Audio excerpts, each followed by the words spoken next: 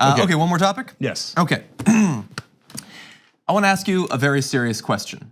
Does it actually matter if Joe Biden runs in this Democratic nominating process? That might seem silly, I guess. He's this gigantic name in some of the polls. He's leading, and he certainly was in past months and all that. And so the question of, is he going to announce, seems so important. And so we look to things like he apparently has been hiring staff in New Hampshire, which seems to be giving up the game a little bit on whether he's gonna run. But we look to that, to recent quotes like him saying, there's a consensus, the most important people in my life want me to run. And it took a while for him to get quotes from all of the big donors, but there's a consensus. I'm kidding, he probably means family. And so everybody wants to know, is he going to run? Is he gonna run? He might actually announce this weekend or very soon after. But the thing is, like, I think that his chances have sort of gotten away from him because so much of what he has been doing, both recently and more that's coming up and being talked about more commonly from his past, sounds like major impediments to him actually winning this thing. And so I just wanna have a conversation. Does it matter? Does Biden running severely hurt the chances of Bernie winning or another candidate? No. Because I think that the Biden boosters definitely think that that's the case. Yeah, I have plenty of controversial opinions on this, so let's buckle up. First of all, I think it helps Bernie's chance of winning if Biden runs, okay? And I'll tell you why. Because the establishment will then split up their vote. And so what they're gonna wanna do is, and the donors will, if they haven't already realized it, will realize it soon enough. And you'll see people getting out of the race quicker than you imagined. And this happened on the Republican side, but briefly, like in the beginning, and then people dug in their heels. Yeah. Like Scott Walker, everybody thought he had a pretty good chance of winning way back in the day in 2015. And the donors were like, oh, Trump might win and we don't want that. So everybody rally around someone else. And they're like, Scott, here's your walk-in papers. Yeah. So go do as your name says, Walker. Right, and he walked right out of the race, and so the donors will send the walking papers to a bunch of Democrats, and they'll leave because they don't want to split up the vote. And so, whereas I do want them to split up the vote. Okay, I'm keeping it real, and I'll tell you, I want a progressive to win. Here's a controversial point number 2, which is fun. I think Biden's too old. So here's what I mean. So that's, of course, we laugh because Bernie Sanders is a year older than him, and that's the main complaint that Sanders gets. And I don't mean age-wise, I mean in his way of thinking. And by the way, it's arguable that Bernie Sanders is so old that he came back around. His ideas came back around because like they were popular in the 1960s and the 1970s, and then he stuck around long enough that they came back into vogue. But Biden was just old enough to get stuck in the 1980s and 90s. And those opinions did not age well. Now, to be fair to Biden, he also did some wonderful things in the Senate and throughout his career, and things that were progressive for the time.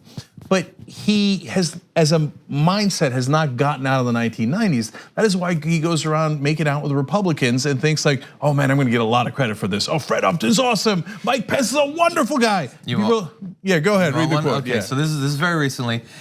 He said it was following from something that happened with Pence, but the fact of the matter is, it was followed on by a guy who's a decent guy, our vice president, who stood before this group of allies and leaders and said, I'm here on behalf of President Trump, and there was dead silence, dead silence. So he was criticized for calling Mike Pence a decent guy because Mike Pence is not a decent guy, he's an awful guy in a number of different areas.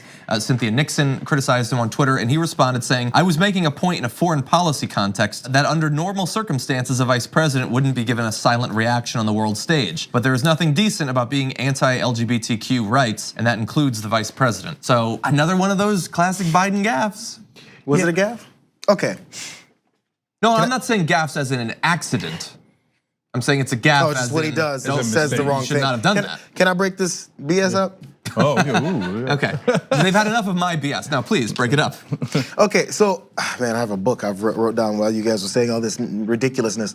Okay, so people God bless. in 2020, people are gonna remember 2016 as a missed opportunity. Hillary Clinton was shafted. Oh my God, Trump was colluding with Russians, and it totally flipped everything over. You know who we missed out on? We missed out on Biden. There's people still exist.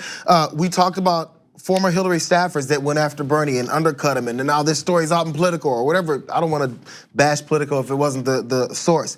Stories go out into the media, and then they go, man, I can't believe these staffers have put these hit pieces on Bernie. Hey, there's plenty of them, and they're gonna continue to do it because they still don't like Bernie Sanders. Just don't forget that part. We're in this bubble that Bernie Sanders is loved by everybody, and he's not.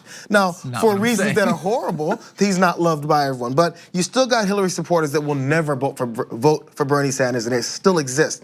The hokiness of Joe Biden walking around and going, yeah, you know what? He's stuck in the 80s and 90s, isn't he? There's plenty of Democratic voters who don't like Donald Trump, who don't like conservative policies, who don't like all the things that Republicans do, that are stuck in the 80s and 90s way of hokiness. We're in Los Angeles, California. We are not in Minnesota. We're not in Michigan. We're not in Illinois. We're not in Alabama. We're not in Texas. But there's people there that are like, man, I'm so tired of these establishment Republicans. I want my establishment Democrat in office. There's a lot of them. We're in this whole circle where we're thinking, oh man, he's so old that we can't even keep track of him. People like old people. They like old Democrats. Old Democrats are nice, happy, fun people for a lot. We talk about the viewership of Fox News, and they're so old. I think there's a pretty good percentage of old Democratic MSNBC and CNN viewership. They love Joe Biden. And lastly, there's more, but as I'm gonna say for now, you know who people miss? Oh man, Trump is in office. You know, we miss Obama. You know who was always right next to Obama? This guy. That's right. And then you look at Biden and you go, oh yeah. And you have this weird image, it's like a ghost of Obama next to him. And you're like, I'm gonna vote for Biden because I want another 4 years of Obama. Yeah. It's just, he carries that with him. He does. And we remember thinking he lost his son tragically before that last cycle. And we're like, oh man, if Biden had just got in, we wouldn't be in this disaster that we're in right now. It's our second chance. That's why a lot of people might vote for him over Kamala Harris or Beto O'Rourke or Cory Booker. So I guess I'm not saying he will win, but I'm saying it's obvious he has a chance. Okay, so it does matter if he runs. Yeah, okay. You're very clear on that. So look, of course Jayar makes good points, and I don't want you to misinterpret what I'm saying. I'm not in the establishment media camp that says like, oh, I don't like Bernie Sanders, so he has no chance of winning, right? Biden's leading right now. Let's acknowledge that. Yeah. We care about facts. Yeah. So. You know polls? Yes. Okay. So first poll is what will be one of the first primaries that'll happen, and if there's anything you can take to the bank, it's individual state primary polls like 3 years out. But the Granite State poll conducted by the University of New Hampshire Survey Center shows Sanders atop the Democratic field with 26% of likely Democratic primary voters in New Hampshire, followed by Biden at 22%. Now when you go nationwide overall, the two most recent ones are the Harvard-Harris poll had Biden at 30%, Sanders at 19%, Harris at 10%, Warren at 4%. But the Morning Consult poll had Biden at 29%, Sanders at 27%, Harris at 10%, Warren at 7%. Yeah, so since he's leading in a lot of the national polls, and he does have a lot of goodwill, Jayar's right about that. Am I saying that if I was Biden counselor, would I tell him not to run? Are you crazy? You got a decent shot at it, brother. Of course you're gonna run. Yeah. You'd be nuts not to run. You're leading in the polls. What are you, this is a conversation? Well, it is, literally, it's our second conversation, but okay. So if I was his advisor, I'd be like, run, Forrest, run, right? So I get it. I mean, you don't want to pass up that opportunity.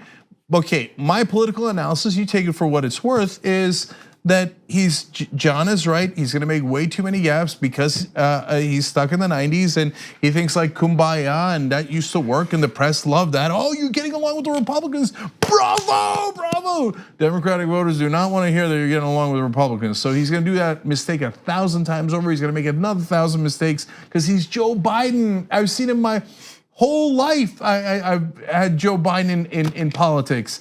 And guys, I've seen him run for office now multiple times. He fades, he's a fader, okay? Once the race starts, Biden goes, okay. Now it might be different times and I might be wrong about that. Again, I'm not in the camp of like, people shouldn't run, okay? There is an anointed one. Yeah. No, have at it, Hoss, run. You got every right to run. You should run, but my political sense is that he will not be a real factor. I've never had him in the Final Four, and I don't think he will be. So I want to give just a couple more issues he might have, and then sort of a brief my analysis. But bear in mind, I don't think that Biden is one of the worst people in the country, one of the worst politicians. So some people can't differentiate criticizing a person from thinking that they're literally Satan. I'm able to do do that. So I'm sitting right here, John. Think about, but some of this is more BS, so I apologize. So think about some of the things that Bernie is getting criticized for that hypothetically could be applied to other people. So Joe Biden, like, do you remember Anita Hill? Like that's not going to be good for him. Not only did he vote for the crime bill, which I get it, others did too, but he was one of the chief architects and pushers of that bill. That is going to be a gigantic problem. I believe, don't quote me on this, I think Ken Klippenstein was talking about this on Twitter. I think he's out of the 500 people who are going to be running, he is the only one who will have voted for the war in Iraq, correct? So I know he voted for the war in Iraq, and that's not going to play well either.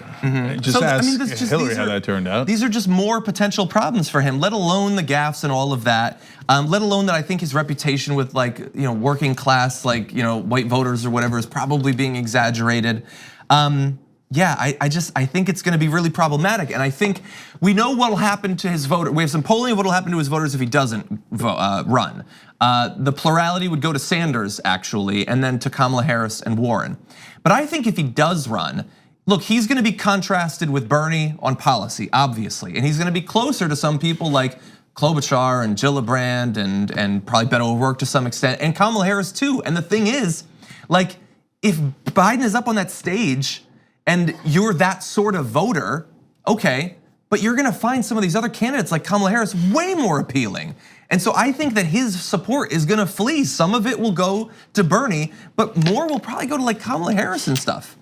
That's why I think she has a good chance too. Yeah, maybe. And they do. I mean, I think Kamala Harris is a really good chance, and if I think that, why not Biden? But for all the reasons that I explained. Yeah. So, but the great thing is we believe in primaries. So, and we believe that it gives people a chance to sort these things out. Look, it's not to say the primaries are perfect. Hillary Clinton had a giant name recognition lead over Bernie Sanders, and I think that was instrumental in her win. But on the other hand, a young guy named Barack Obama came up and beat Hillary Clinton in 2008 anyway. So I think everybody's got a fair shot, and that's how it should be. Unlike the other side, we don't think that the people that we believe in should never be challenged, right?